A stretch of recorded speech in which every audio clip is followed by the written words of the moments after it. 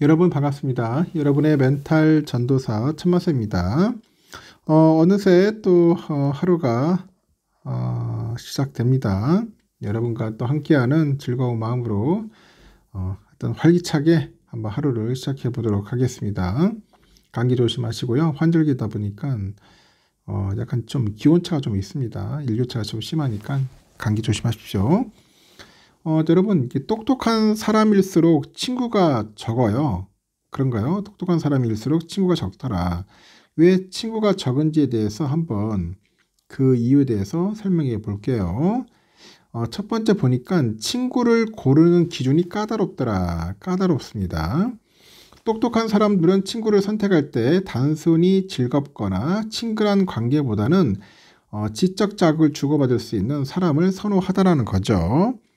이로 인해서 친구의 수는 적지만 관계의 질이 더 높다는 겁니다. 두 번째는 혼자서도 충분히 잘 지내더라. 이런 사람들은 혼자서도 만족스러운 시간을 보낼 줄 아는 겁니다. 다른 사람에게 의존하지 않고 스스로 행복을 찾는 능력이 탁월하기에 오히려 더 건강하고 독립적으로 관계를 유지하기 쉽다고 하네요. 세 번째는 자신의 시간과 에너지를 소중히 여깁니다. 똑똑한 사람들은 자신의 시간과 에너지를 허튼 곳에 낭비하지 않아요. 그렇기 때문에 의미 없는 만남이나 피상적인 관계에 시간을 낭비하지 않고 정말 중요한 사람들과의 관계에 집중을 한다는 거죠. 네 번째는 감정을 소모하지 않기 위해서 관계를 제한하더라. 이들은 대개 공감 능력이 뛰어난 다른 사람의 감정을 쉽게 읽고 이해를 합니다.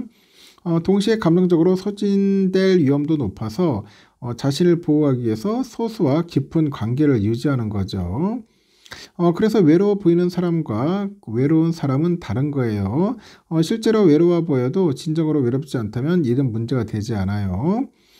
친구가 별로 없는 사람을 보면 사회성이 떨어진다고 오해하기 쉽지만 이 사실을 알고 보니까 이런 사람들은 그저 혼자 있는 그런 능력이 탁월할 뿐입니다. 오히려 겉보기에 사람도 많이 만나고 활발해 보이는 사람이 더 깊은 외로움을 느낄 가능성이 크죠. 밝은 모습을 유지하려는 부담감 때문에 내면의 진솔한 감정을 나눌 수 있는 관계가 부족하기 때문입니다. 그러니까 친구가 적다고 해서 너무 불안해하지 마세요. 오히려 이는 여러분이 지적 수준이 높은 삶을 살아가고 있다는 증거일지도 몰라요. 혼자 있는 시간을 즐기고 진정으로 의지할 수 있는 관계를 만들어가는 것이야말로 똑똑한 사람들이 선택하는 삶의 방식이다. 그렇게 보시면 되겠습니다. 좀 의미 있는 그런 이야기들이 좀 있네요. 하여튼 여러분 잘 참고하셨으면 좋겠습니다. 일단은 한번 또 삼성 관련된 이야기 소식들을 한번 전달해 보도록 할게요. 다양한 소식들이 있는데 참 쉽지 않네요. 삼성전자 시원시원하게 올라가줘야 하는데 일단은 이재용 회장이 일본의 새로운 경영의 거점을 마련한다고 합니다. 그리고 주요 경영진을 이끌고 일본 도쿄랑 오사카를 잇따라 방문을 해서 현지 주요 파트너사 그 CEO하고 신년 할애를 여네요. 지난달 중국 방문에 이어서 이제 글로벌 광폭 행보를 이어가는 모습입니다. 특히 이건희 선대회장처럼 일본에서 배운다는 그런 경영 기조를 재현하려는 것으로 이제 풀이가 되네요.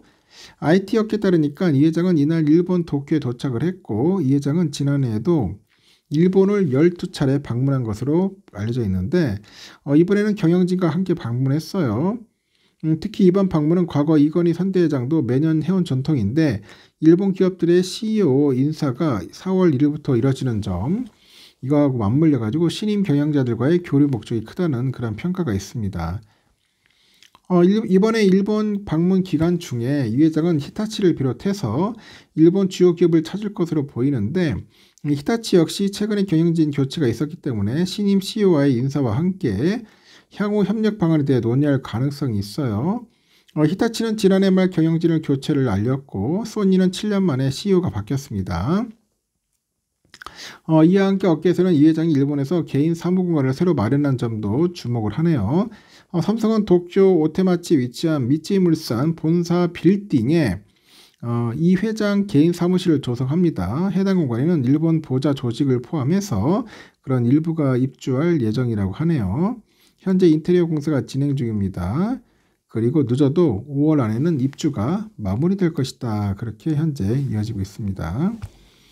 하여튼 일본에서도 좋은 그런 일들이 좀 많았으면 좋겠습니다.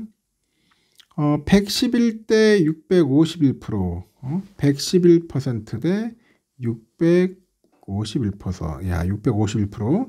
이게 뭐냐? 한국 시장과 대만 시장의 대표 주식인 삼성과 TSMC의 최근 10년간 주가 상승률입니다. 이렇게 두 나라를 대표하는 글로벌 반도체 기업인데 주가 상승률을 보니까 6배 가까이 나네요. 한국과 대만은 수출 위주의 국가라는 점에서 주시장도 수출 기업들이 이끈다는 공통점을 가집니다. 하지만 대표 기업 간의 주가 상승폭 격차가 커지는 만큼 이 양 국가의 주시장 시가총액 차이도 눈에 띄게 커지네요. 대만이 10년 전보다 크게 앞서 나가기 시작하다 보니 시가총액 격차가 지난해 말 1,300조 원까지 벌어집니다. 전문가들은 만성적으로 저평가되는 한국 증시 현상을 근본적으로 해결하려면 금융당국의 밸류업 정책만으로는 역부족이다. 그런 입을 모으고 있네요. 수출의 의존도가 높은 한국 경제 특성상 대장주이자 대표적인 수출 기업인 삼성전자가 체질 개선을 통해서 주가를 회복해야 한국 주식시장이 상승 랠리를 펼칠 수 있다는 목소리가 있습니다. 블룸버그를 통해서 보니까 최근에 10년간 한국 대만 주식시장 시가총액과 삼성과 TSMC 시가총액 및 주가의 그 추이를 분석해 보니 2015년 말 25,200원 25,200원이었던 주가가 지난해 말 53,200원으로 111% 올랐습니다. 반면에 그 같은 기간 TSMC 주가는 143대만 달러에서 1,075 대만 달러로 650% 급등했네요. 이야, 보니까 엄청나네. 6,300원에서 47,600원까지 올랐다는 겁니다. 주가가. 대만 대표 기업인 TSMC 주가가 상승하면서 대만 주식시장 시가총액 규모도 불어났고 2015년 말 28조 3,048억 대만 달러 규모였던 대만 시가총액이 지난해 말 81조 6,717억 대만 달러로 2,363조 6,196억이 늘어났더라. 이 기간에 대만의 그 주식시장에서 TSMC 시가총액 비중은 13%에서 34% 급격히 확대됐고 TSMC 성장 덕분에 10년간 대만 주식시장의 상승 랠리가 가능했고요. 10년간 대만 주식시장 시가총액 상승 규모는 한국 증시 상승분의 2배가 넘으면서 지난해 말 기준 한국 주식시장과 대만의 격차는 1,327조 원으로 커졌습니다. 반면에 2015년 국내 주식시장 시가총액 13%가량을 차지한 삼성은 지난해 말 14%로 1%포인트 늘어난 데 그쳤고 삼성의 주가가 힘을 쓰지 못하다 보니 두 나라 간의 시가총액 차이가 벌어졌다는 해석이 나오죠. 국내 주식시장에서 시가총액 1인 삼성의 역할이 중요하죠.